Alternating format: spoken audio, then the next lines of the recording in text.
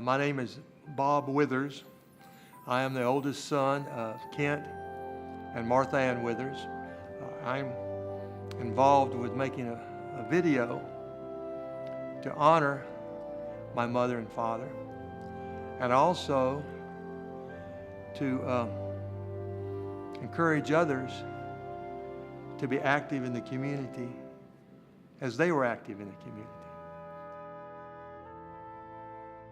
These are but some of the awards received over a lifetime of community service. Motivation came not from awards, but from something deep inside. Theirs is a story begat from family tradition. My dad came down from Pittsburgh in the 1930s.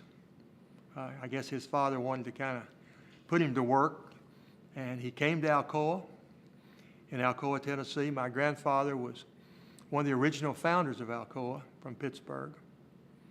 And my dad, I guess, played around in college or whatever, but my grandfather said it was time for him to go to work. So he sent him to Knoxville. And he was there for a few years and finally met my mom, who came from Morristown.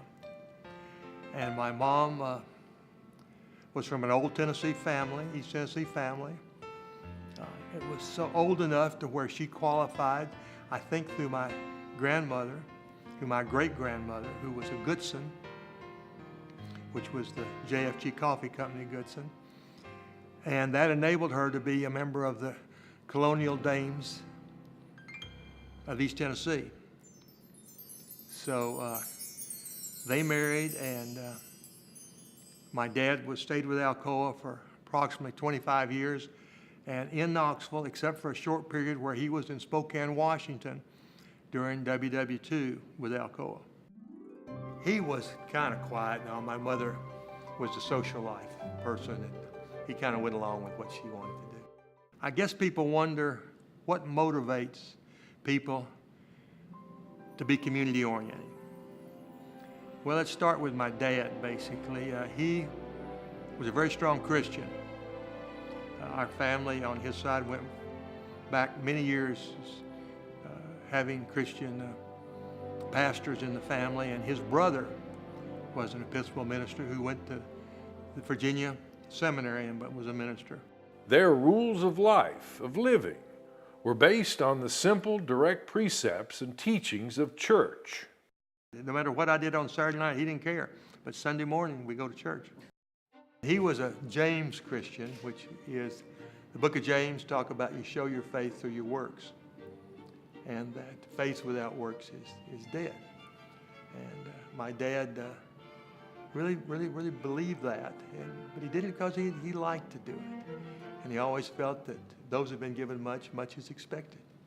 It is a sentiment echoed beyond family. I think Kent was an extremely generous person, and he felt very strongly that people should give back to the community.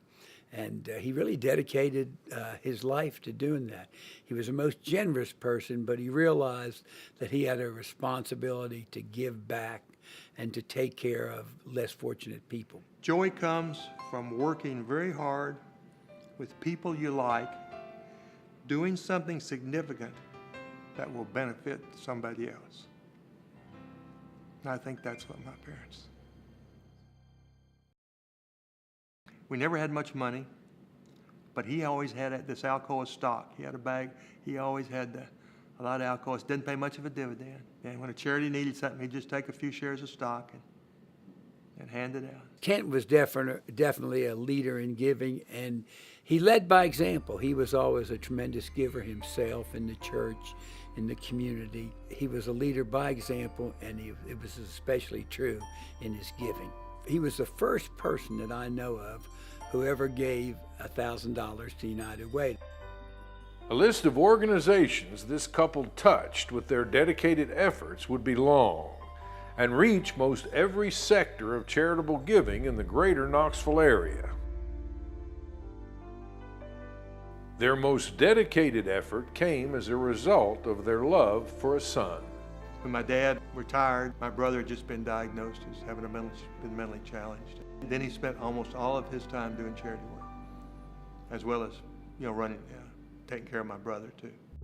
Kent was particularly proud of several of his achievements, helping Lakeshore receive national accreditation, working with George Dobler and Ken Bedell of Helen Ross McNabb to improve mental health services in East Tennessee, working with Charlie Gentry of Child and Family to establish the first domestic violence center in East Tennessee, and a runaway shelter for homeless youth, being a founding member of the United Way Alex de Tocqueville Society, helping to bring Goodwill to Knoxville, being involved in the establishment of Webb School, working with St. John's Episcopal Church to establish the Church of the Ascension and the Diocese of East Tennessee, working with William Thomas to establish Shannondale. In addition to her work with Friendship House of Helen Ross McNabb, Martha Ann was very active in the Knoxville Chapter of the Garden Club of America.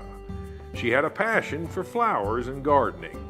Martha Ann also was active in the National Society of Colonial Dames of America in Tennessee and the Knoxville Junior League.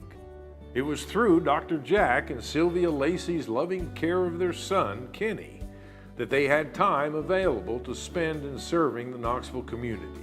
Because of this role as Kenny's caregivers, the Laceys were always considered family to Kent and Martha Ann.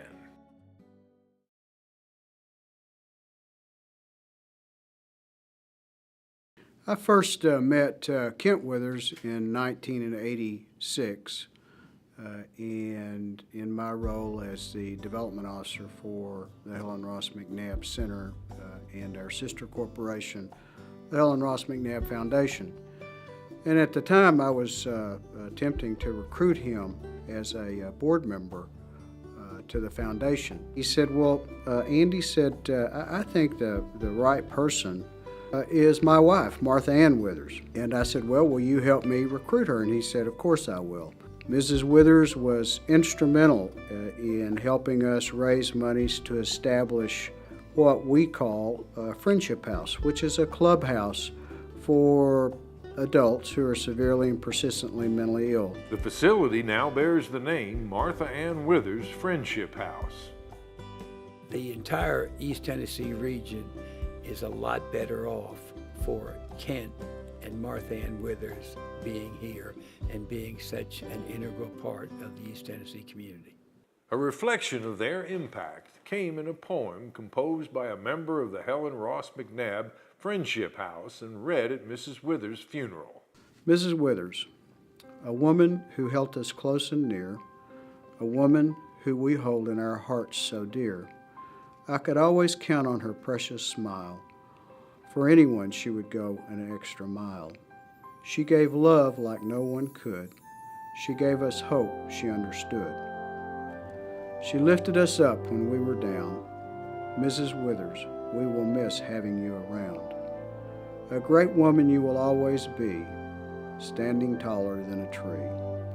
When in doubt, I'll look to the sky, for I know you'll dry the tears in my eye. Bingo champ you will always be, for in my heart I know you love me. Though the poem reflects a remembrance of Mrs. Withers, poems could be written by any number of people about both Kent and Martha Ann. Their memory lives on in a lifetime of good deeds and generous giving. They lived a life fulfilled, a life of family, a life of work, a life deservedly remembered. The main reason why I want to help the East Tennessee Historical Society through this video is to honor my mother and father, and at the same time encourage others to be community oriented, especially my children and grandchildren. It would please me very much to see them be community oriented and service oriented.